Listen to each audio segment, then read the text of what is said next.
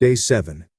Deuteronomy 7. Deuteronomy 7 1-26. When the Lord your God brings you into the land which you go to possess, and has cast out many nations before you, the Hittites and the Girgashites and the Amorites and the Canaanites and the Perizzites and the Hivites and the Jebusites, 7 nations greater and mightier than you, and when the Lord your God delivers them over to you, you shall conquer them and utterly destroy them. You shall make no covenant with them, nor show mercy to them, nor shall you make marriages with them. You shall not give your daughter to their son, nor take their daughter for your son, for they will turn your sons away from following me, to serve other gods, so the anger of the Lord will be aroused against you and destroy you suddenly.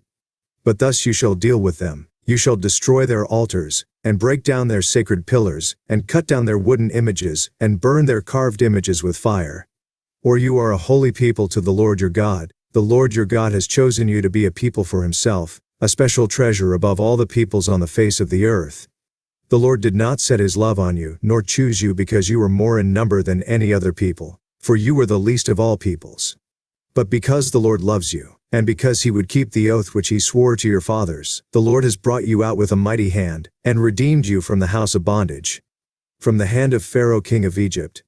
Therefore know that the Lord your God, he is God, the faithful God who keeps covenant and mercy for 1,000 generations with those who love him and keep his commandments. And he repays those who hate him to their face, to destroy them.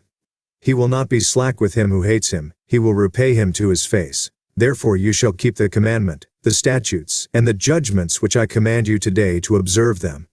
Then it shall come to pass, because you listen to these judgments and keep and do them, that the Lord your God will keep with you the covenant and the mercy, which he swore to your fathers, and he will love you and bless you and multiply you. He will also bless the fruit of your womb, and the fruit of your land, your grain and your new wine and your oil, the increase of your cattle, and the offspring of your flock, in the land of which he swore to your fathers to give you.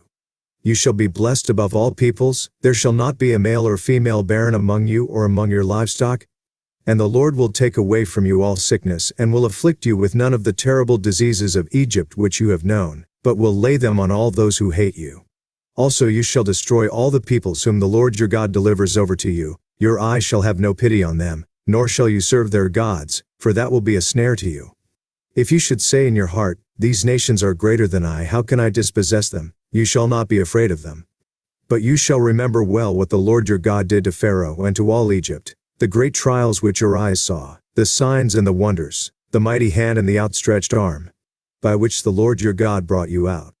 So shall the Lord your God do to all the peoples of whom you are afraid. Moreover, the Lord your God will send the hornet among them, until those who are left, who hide themselves from you, are destroyed. You shall not be terrified of them, for the Lord your God, the great and awesome God, is among you. And the Lord your God will drive out those nations before you little by little. You will be unable to destroy them at once, lest the beasts of the field become too numerous for you. But the Lord your God will deliver them over to you, and will inflict defeat upon them until they are destroyed. And he will deliver their kings into your hand, and you will destroy their name from under heaven. No one shall be able to stand against you until you have destroyed them. You shall burn the carved images of their gods with fire. You shall not covet the silver or gold that is on them, nor take it for yourselves, lest you be snared by it, for it is an abomination to the Lord your God.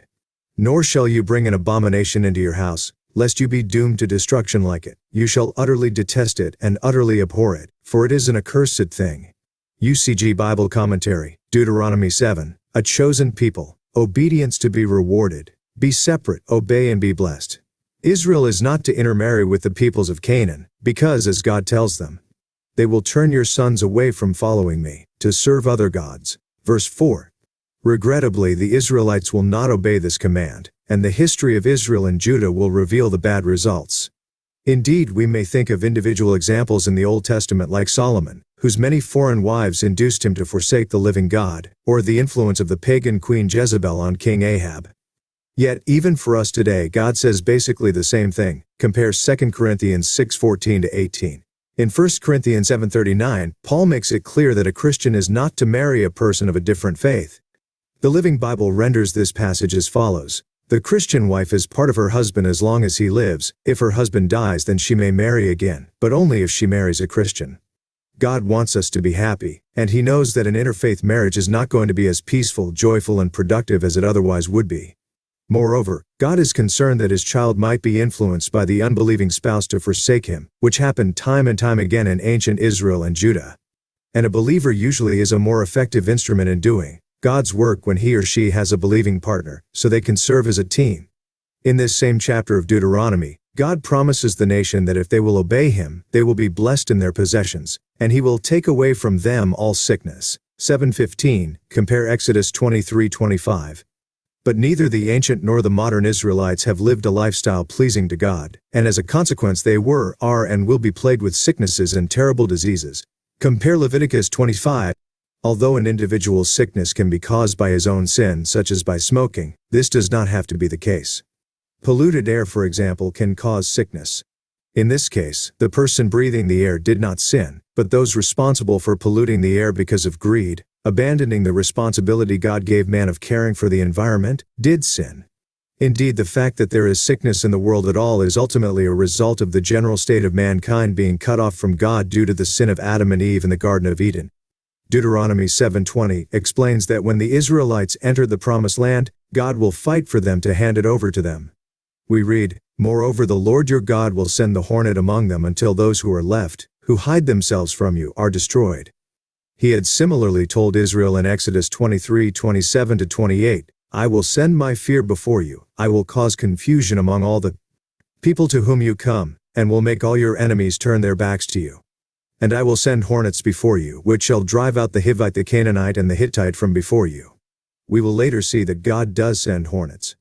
Indeed, even though Israel fights, their sword does not bring them victory, rather God does. Moses states, "Therefore understand today that the Lord your God is he who goes over before you as a consuming fire. He will destroy them and bring them down before you, so you shall drive them out and destroy them quickly as the Lord has said to you." 9:3. So God gives them their part to play, but they are not truly responsible for their victory. Following the conquest, he explains, "I sent the hornet before you which drove them out from before you. Also the 2 kings of the Amorites, but not with your sword or with your bow." Joshua 4:12. Sadly, Israel's future disobedience will show just how true this is, for as part of the penalty for forsaking God, Israel will suffer ignominious defeat at the hands of their enemies. "The Lord will cause you to be defeated before your enemies. You shall go out one way against them, and flee 7 ways before them. You shall be only oppressed and plundered continually, and no one shall save you." Deuteronomy 28:25-29. Thus, trusting in their weapons of war will be utterly useless. True security lies only in God's protection and deliverance. Today, converted Christians are instructed by God not to fight in war at all. Compare Matthew 5:44, Matthew 6:52, Romans 12:20, 2 Corinthians 10:3-4, James 4:1-10. And in the wonderful world to come, when God's kingdom rules the earth, mankind as a whole will not learn the way of war anymore. Isaiah 2:4.